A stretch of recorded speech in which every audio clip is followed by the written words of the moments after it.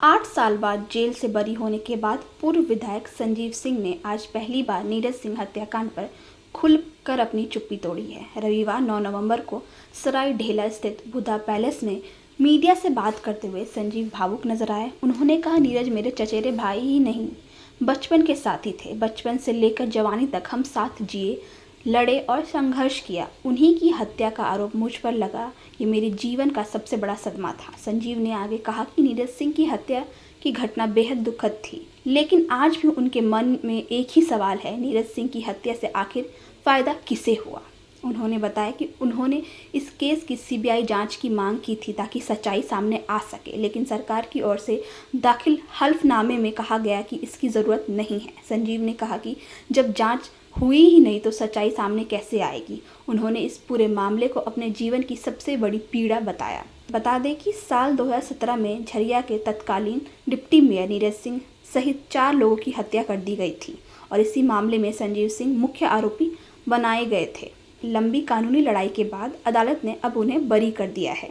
संजीव सिंह की यह पहली सार्वजनिक प्रतिक्रिया है और उनका सवाल झरिया ही नहीं पूरे झारखंड में गूंज रहा है, नीरज सिंह की हत्या से आखिर फायदा किसे हुआ। कोई टीका टिप्पणी नहीं करना चाहते, लेकिन एक बचपन से लेकर और एक जवानी के उम्र तक हम लोगों को लगता है कि हम लोग साथ में रहे, खेलना कूदना सब कुछ हुआ। और ये चूंकि हम लोग हमारे परिवार में 5 भाई और 5 भाइयों में सभी के बाल बच्चे में मिलाकर हमको लगता है कि 13 भाई और 13 बहन हम लोग थे। कोई हम लोगों से बड़ा, कोई हम लोगों से छोटा, कोई हम लोगों से हम उम्र का। और इस परिस्थिति में यह आरोप लगना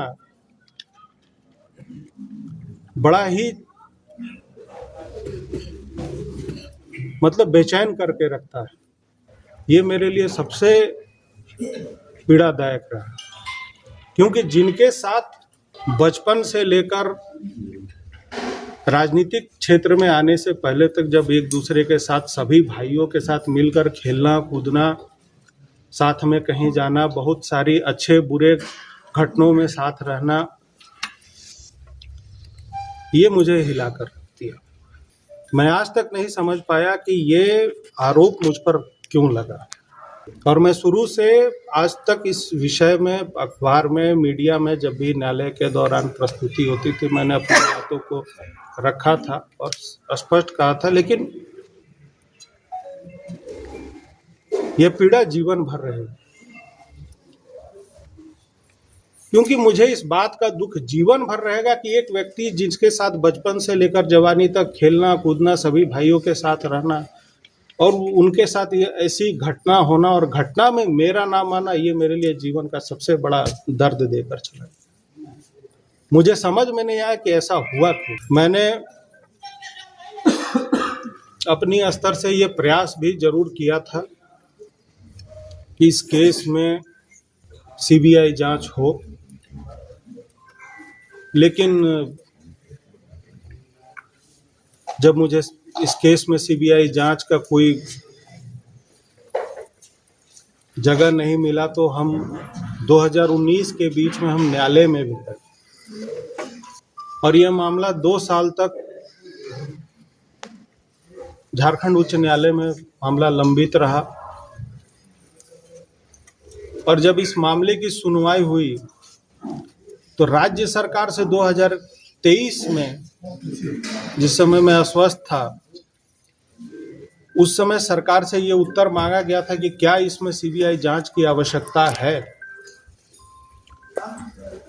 तो 2023 में राज्य सरकार द्वारा ये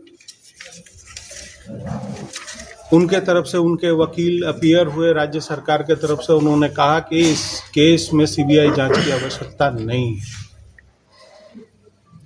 लेकिन मेरी पीड़ा ये रही कि इस केस में सच्चाई सामने आनी चाहिए थी और उसमें उस समय राज्य सरकार को भी 2023 में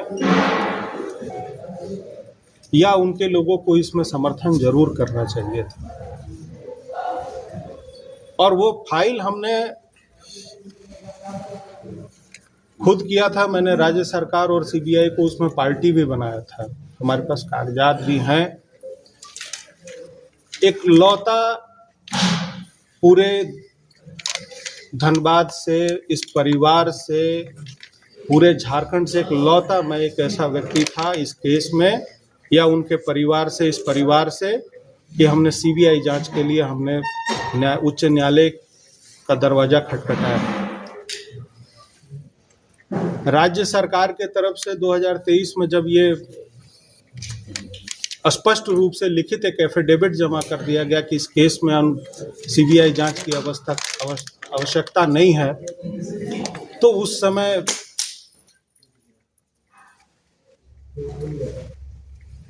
उच्च न्यायालय और बाकी लोगों के द्वारा ये कहा गया कि अब इसमें जांच नहीं होगा, और वो उसमें मामला हमारे पक्ष में नहीं आया।